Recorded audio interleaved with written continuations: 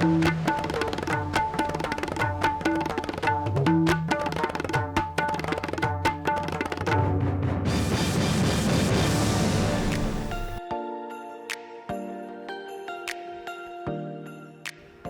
दर्शकों, स्वच्छ भारत के इस अंक में आपका स्वागत है। दर्शकों, हम सभी जानते हैं कि भारत सरकार द्वारा 2014 में स्वच्छ भारत अभियान की शुरुआत की गई थी। इस अभियान का मुख्य उद्देश्य था कि हमें भारत को खुला शौच मुक्त देश बनाना है और हमें अपने कचरे का प्रबंध अच्छे से करना है, निजी साफ सफाई का ध्यान रखना है।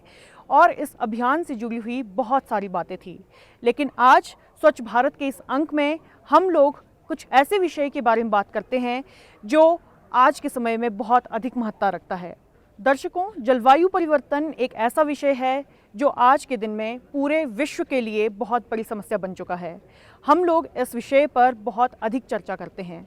इस विषय पर हम लोग COP27 जैसी समिट भी कर रहे हैं, लेकिन इस विषय पर हम और क्या क्या कर सकते हैं, इसी विषय पर आज हम चर्चा करेंगे। और चर्चा का विषय रहेगा हरित ऊर्जा और स्वच्छ वातावरण। तो क्या क्या है इस विषय के बारे में, इसमें हम और अधिक चर्चा करेंगे। तो चलिए जानते हैं।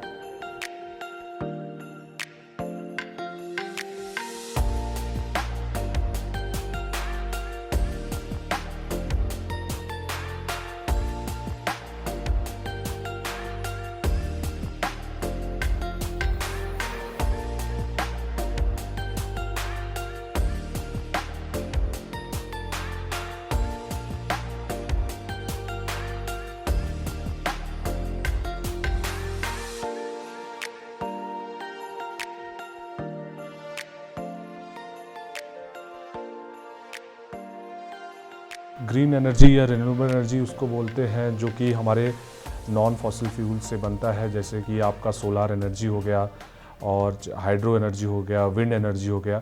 ये सरल भाषा में इसको हम रिन्यूएबल एनर्जी बोलते हैं। अभी हम लोग हिम ऊर्जा विभाग में हैं, तो हिम ऊर्जा विभाग का इस क्षेत्र में क्या योगदान रहा है सर? देखिए, हिम ऊर्जा जो है वो हमारी स्टेट की नोडल एजेंसी है। हमारे मैंडेट हाइड्रो प्रोजेक्ट्स है जो कि हम 5 मेगावाट तक का है। उसके अलावा हम जो ग्राउंड माउंटेड सोलर प्रोजेक्ट्स होते हैं उसका हमारा मैंडेट है। तो ये दो हमारे इम्पॉर्टेंट मैंडेट हैं जो कि एक इम्पॉर्टेंट पार्ट होता है ग्रीन एनर्जी या रिन्यूएबल एनर्जी के क्षेत्र में। सर, हम आपसे ये भी जानना चाहेंगे कि हरित ऊर्जा द्वारा विद्युत उत्पादन क्षमता में कितनी बढ़ोतरी हुई है या फिर की जा सकती है? आपको मैं ज़रा सा थोड़ा सा बेसिक डिटेल बता देता हूँ कि हमारा हाइड्रो पोटेंशियल जो है वो 25,000 मेगावाट का है, जिसको हमने 10,000 मेगावाट हार्नेस कर लिया है। और हमारा स्टेट गवर्नमेंट का जो टारगेट है वो 2030 तक 10,000 मेगावाट ऐड करने का है ग्रीन रिन्यूएबल एनर्जी को। और उसके अलावा जो हिम ऊर्जा का स्पेसिफिक हमारे जो प्रोजेक्ट्स हैं वो अबाउट हमारे 750 प्रोजेक्ट्स हैं जो 5 मेगावाट तक हमने अलॉट कर रखे हैं और वो वेरियस स्टेजेस में हैं। इसके अलावा हमारे जो दो अलग स्कीमें चलती हैं, एक हमारे ग्राउंड माउंटेड सोलर प्रोजेक्ट है और दूसरा हमारा ग्रिड कनेक्टेड रूफटॉप है। तो फेज़ 1 में हमने 10 मेगावाट अचीव कर लिया था। उसके अलावा जो फेज़ 2 में हमारा 10 मेगावाट है वो हम 2024 तक अचीव कर लेंगे। उसके साथ साथ हमने 20 मेगावाट का जो ग्राउंड माउंटेड सोलर प्रोजेक्ट है वो भी हमने अलॉट कर रखा है।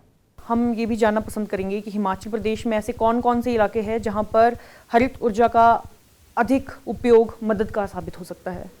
देखिए, हिमाचल प्रदेश में है जिसमें हमारे जो स्कीमें चलती हैं, एक तो हमारा जो ये ग्राउंड माउंटेड सोलर प्रोजेक्ट्स हो गए जो कि काफ़ी बड़े प्रोजेक्ट्स होते हैं, जिसमें जो हमारे युवा होते हैं उनको एम्प्लॉयमेंट अपॉर्चुनिटी मिलता है।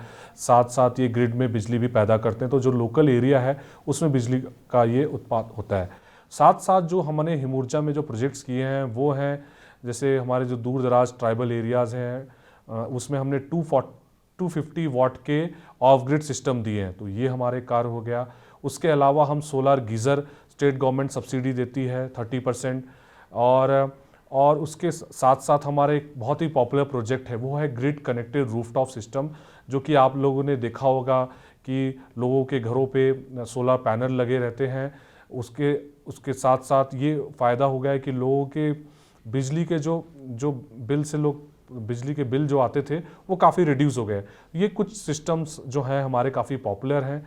और हम इसी क्षेत्र में थोड़ा और आगे करेंगे कि सोलर एनर्जी की जो हमारे सोलर एनर्जी में हम अच्छा कार्य करें, और हाइड्रो के भी जो हमारे स्मॉल प्रोजेक्ट्स हैं उस पर भी हम थोड़ा सा फोकस रहता है। जी। वैसे तो पूरा भारत ही प्रयास कर रहा है कि हम हरित ऊर्जा का अधिक से अधिक प्रयोग करें, लेकिन हिमाचल प्रदेश को आप इस क्षेत्र में कहाँ पाते हैं?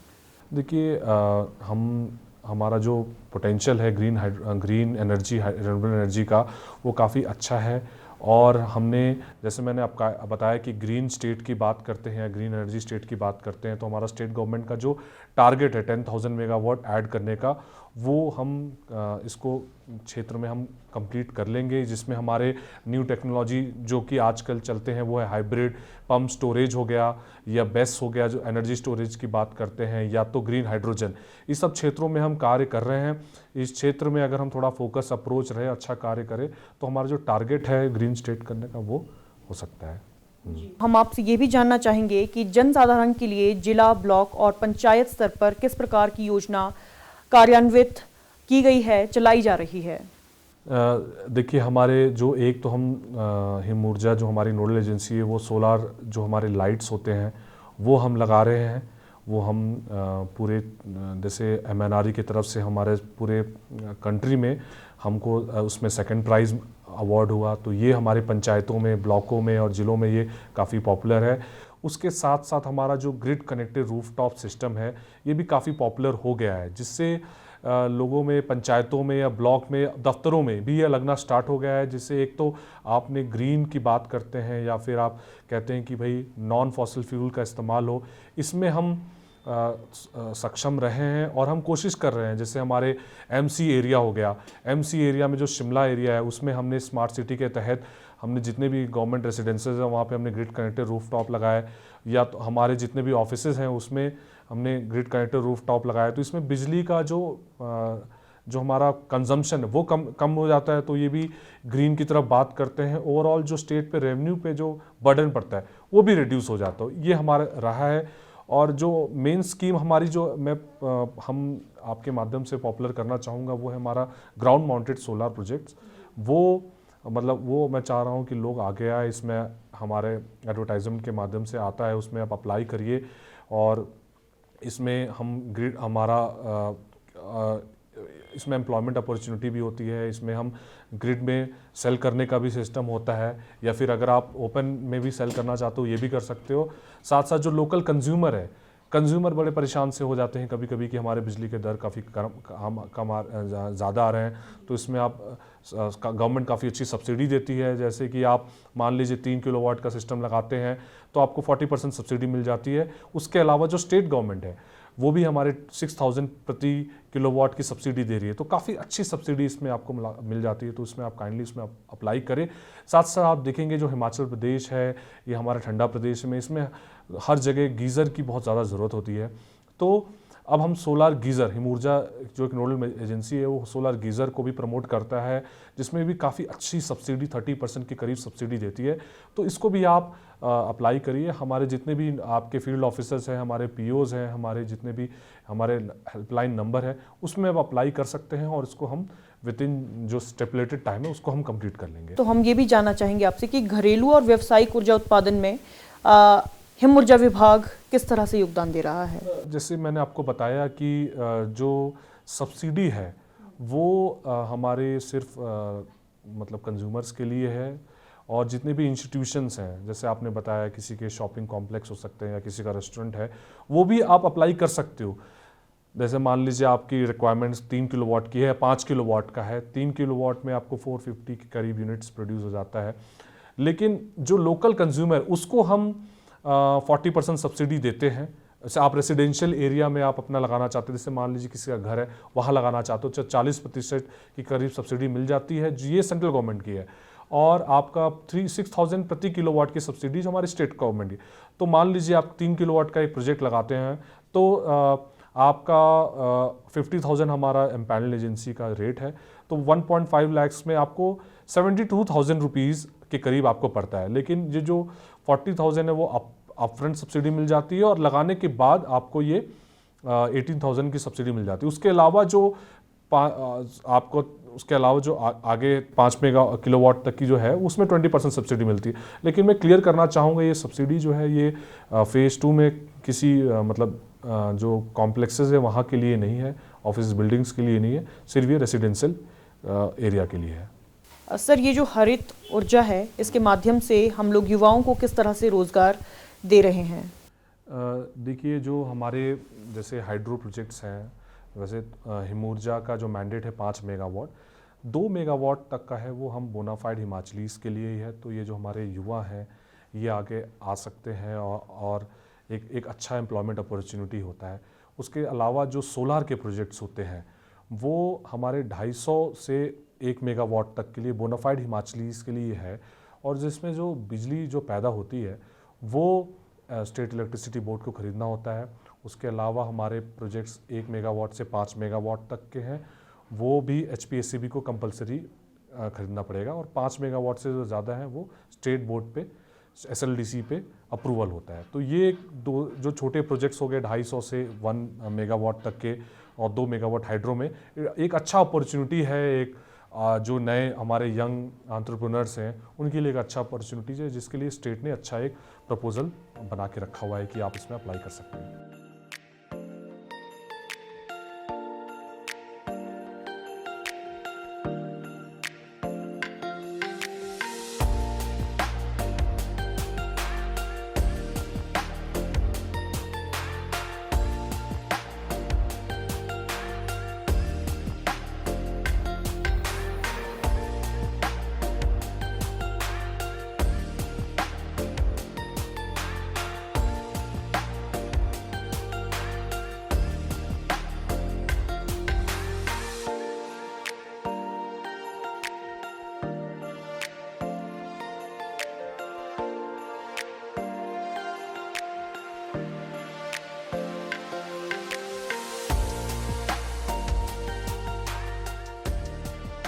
नमस्कार दर्शकों, आज इस विषय पर बात करने के लिए हमारे साथ एक कंपनी से जुड़े हुए सदस्य भी हैं। तो सर, सबसे पहले तो हम आपका नाम जानना चाहेंगे और आप कौन सी कंपनी से संबंध रखते हैं इस बारे में भी आप हमें थोड़ा सा बताइए। मेरा नाम विपिन यादव है, मैं जुपिटर इंटरनेशनल से हूँ।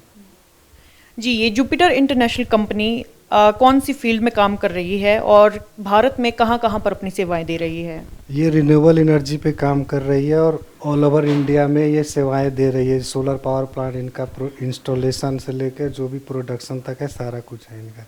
जी, जैसा कि आपने बताया कि आप सोलर पावर प्रोडक्शन से रिलेटेड काम कर रहे हैं, इसके अलावा आपने बताया रीन्यूएबल एनर्जी। तो रीन्यूएबल एनर्जी में आप सोलर पावर प्लांट को इंस्टॉल करने के अलावा भी किसी तरह की सुविधाएं प्रदान कर रहे हैं? ये एक मैन्युफैक्चरिंग है और इंस्टॉलेशन का काम है हमारा सोलर पावर प्लांट का ना।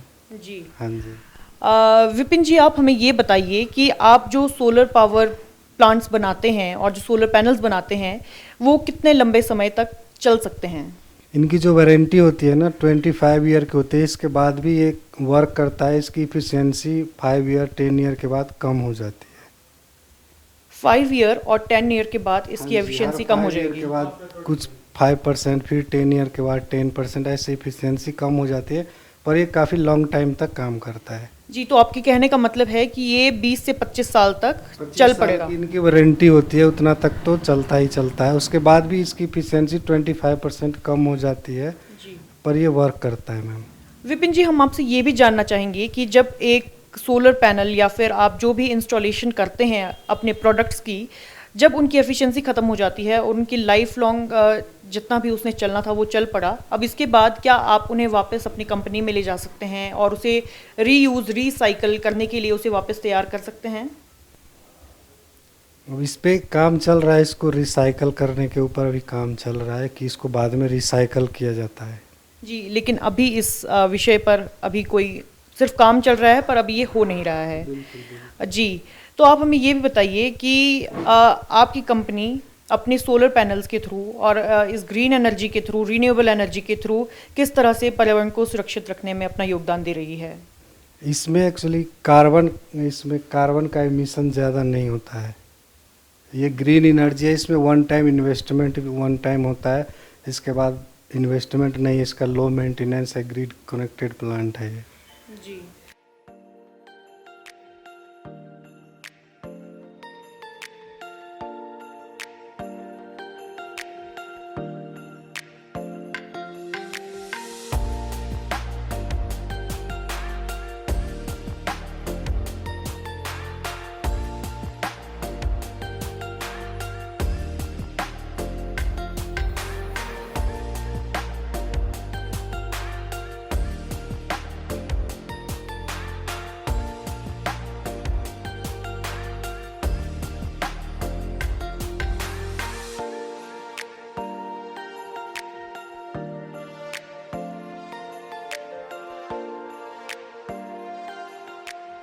हरित ऊर्जा होती क्या है, इसके कितने प्रकार हैं और हम मुख्यतः किन प्रकार की हरित ऊर्जा का प्रयोग कर रहे हैं।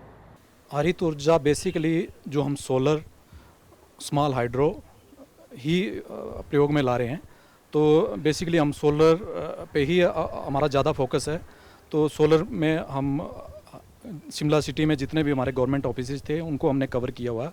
इससे हमारा हरित ऊर्जा से हमारा जो कार्बन एमिशन है वो काफ़ी कम हो जाता है और ये एनवायरनमेंट को ज़्यादा पोल्यूट भी नहीं करती है। जी सर, हम आपसे ये भी जानना चाहेंगे कि जब हमने कहा कि सौर ऊर्जा हरित ऊर्जा है, तो जल विद्युत ऊर्जा और सोलर ऊर्जा या सौर ऊर्जा कहें तो हम इसे कैसे डिफरेंशिएट करेंगे कि ये हरित ऊर्जा है और ये हरित ऊर्जा नहीं है। हरित ऊर्जा जिसमें कार्बन एमिशन काफ़ी कम होता है तो उसी को हम हरित ऊर्जा बेसिकली कहते हैं। स्मॉल हाइड्रो में हमारा कोई लॉस नहीं होता है, तो कार्बन उसमें हमारा कम प्रोड्यूस होता है, तो उससे हमारा उसी को हम हरित ऊर्जा कहते हैं। जी, जैसा कि आपने बताया कि हम लोग मुख्यतः सौर ऊर्जा को उपयोग में ला रहे हैं हरित ऊर्जा के रूप में, तो जो हमारे आम दर्शक हैं जो साइंस बैकग्राउंड से नहीं हैं या जिन्हें नहीं पता है कि सौर ऊर्जा के उपकरण कैसे काम करते हैं, उनके लिए आप साधारण भाषा में कैसे बताएंगे कि सौर ऊर्जा के उपकरण किस तरह काम करते हैं। सौर ऊर्जा बेसिकली हमारे दो टाइप की होती है, एक सोलर थर्मल होती है, एक सोलर फोटोवोल्टिक। तो सोलर थर्मल में आपके सोलर वाटर हीटिंग सिस्टम आ जाते हैं, तो उसमें हम पानी गर्म कर सकते हैं। और दूसरा जो सोलर फोटोवोल्टिक है उसमें भी दो टाइप के प्राइमरी हमारे प्रोडक्ट होते हैं। एक ऑफ ग्रिड प्लांट्स होते हैं, एक ऑन ग्रिड प्लांट होते हैं। ऑफ ग्रिड प्लांट उन एरिया में यूज़ होते हैं जैसे जहाँ पे हमारा बिजली की समस्या है, तो उनके बैटरी बैकअप उनके साथ रहता है। तो नॉर्मली जहाँ पे हमारा ग्रिड स्टेबल है जैसे शिमला सिटी या कोई हमारे दूसरे शहर हैं, तो वहाँ पे हम ऑन ग्रिड प्लांट्स को ही ज़्यादा प्रमोट कर रहे हैं। और उसमें हमें सेंट्रल गवर्नमेंट से भी उसमें 40% तक सब्सिडी 3 किलोवाट तक है, तो और 3 से 10 किलोवाट तक इसमें 20% सब्सिडी हमें अवेलेबल है। जी सर, आप हमें ये भी बताइए कि ये जो सोलर पावर प्लांट हैं या जो इससे जुड़े उपकरण हैं, सौर ऊर्जा से जुड़े उपकरण हैं, ये कितने अधिक समय तक चलते हैं और किस समय इनमें कुछ दिक्कतें आ सकती है। बेसिकली ये इनके जो हमारे सोलर मॉड्यूल्स पैनल्स जो होते हैं वो 25 ईयर तक आपके 80% एफिशिएंसी के लिए वारंटेड रहते हैं। तो और हम भी जैसे प्लांट लगाते हैं तो उसके बाद हमारी 5 साल की कम्प्रीहेंसिव वारंटी होती है, उसमें हमारी रिप्लेसमेंट तक भी उसमें अवेलेबल है अगर कोई प्रॉब्लम आती है। जी, और जब हम लोग इन उपकरणों को यूज़ करते हैं उस समय हमें किसी बात का ध्यान भी रखना होता है कि हम इनमें ये चीज़ें ना करें ताकि इनमें कोई दिक्कतें ना आए। बेसिकली हमें थोड़ा जो हमारे सोलर मॉड्यूल है उसको टाइम से साफ़ करना ज़रूरी है ताकि हमारी एफिशिएंसी प्रॉपर उनकी बनी रहे। बारिश के कारण तो ऐसे भी अपने बीच में साफ़ होते रहते हैं, लेकिन अगर बारिश ना हो और डस्ट जहाँ पे ज़्यादा हो तो उसमें थोड़ा सा हमें उनकी साफ़ सफाई का विशेष ध्यान रखना पड़ता है ताकि हमारी एफिशिएंसी उसमें प्रॉपर बनी रहे। जी सर, हम आपसे ये भी जानना पसंद करेंगे कि जब एक सोलर पैनल या फिर इससे जुड़े उपकरणों की जीवन ख़त्म हो जाता है, जब इनकी लाइफ लॉन्ग जब चल पड़ते हैं, तो उसके बाद क्या इनमें कोई ऐसी आशंका है कि ये कुछ जहरीले रसायनों को छोड़ेंगे। बेसिकली इसमें हमारा सिलिकॉन यूज होता है और थोड़ी बहुत जो डोपिंग होती है गैलियम और आर्सेनिक की होती है। तो उसमें अभी तो कंपनी से हमारी ऐसी कोई बातचीत हुई नहीं है, लेकिन अभी इसमें हम प्रोसेस इनको रिसाइकलिंग का अब प्रोसेस कंपनी से हमने टेकअप किया हुआ है। ये तो थी उपकरणों की बात। इसके साथ साथ हमने जो हम इसमें बैटरी यूज़ करते हैं, बैटरी में भी कई प्रकार की बैटरियां होती है जिनमें हम लोग अलग अलग रसायनों का यूज़ करते हैं। पहले पुराने समय में किस तरह की बैटरी यूज़ होती थी, आज के समय में हम किस तरह की बैटरी यूज़ कर रहे हैं, इस पर भी आप थोड़ा सा प्रकाश डालिए। पुराने टाइम में जो हम बैटरी यूज करते थे वो लेड एसिड बैटरीज रहती थी। आजकल लिथियम फेरोफॉस्फेट बैटरी यूज कर रहे हैं और उनकी रिसाइकल आज भी पॉसिबल है, तो वो तो कंपनी वाले अपने आप ले लेते हैं उसको।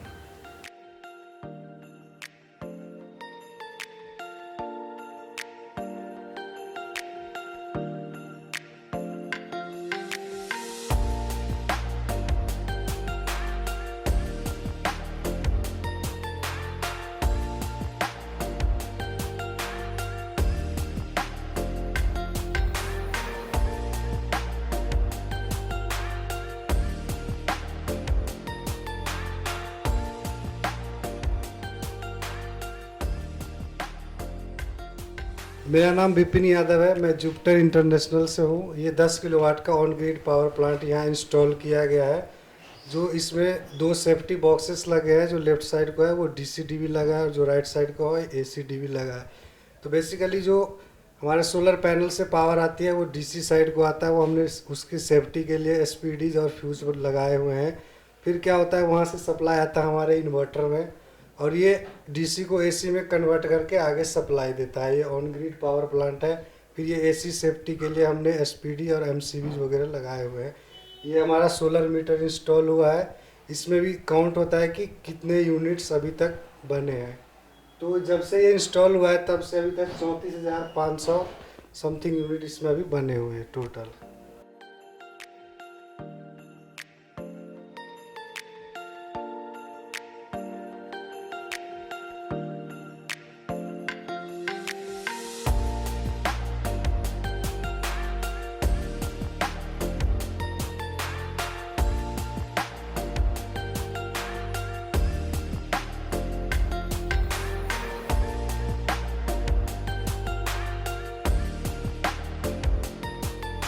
तो दर्शकों, आज के इस कार्यक्रम में हमने जाना कि हरित ऊर्जा का स्वच्छ पर्यावरण में कितना अधिक योगदान है। दर्शकों, ये कार्यक्रम सिर्फ एक कार्यक्रम नहीं है, ये एक प्रयास है जिससे हम आपको जागरूक कर सकें, जिससे हम आपको अवेयर कर सकें कि हमें हरित ऊर्जा का अधिक से अधिक प्रयोग करना है, हमें अपने पर्यावरण को स्वच्छ रखने में अपना पूरा योगदान देना है। उम्मीद है आपको हमारा ये कार्यक्रम पसंद आया होगा और आप भी पर्यावरण को स्वच्छ रखने में अपना योगदान देंगे। हम मिलेंगे आपसे अपने अगले कार्यक्रम में, तब तक के लिए धन्यवाद।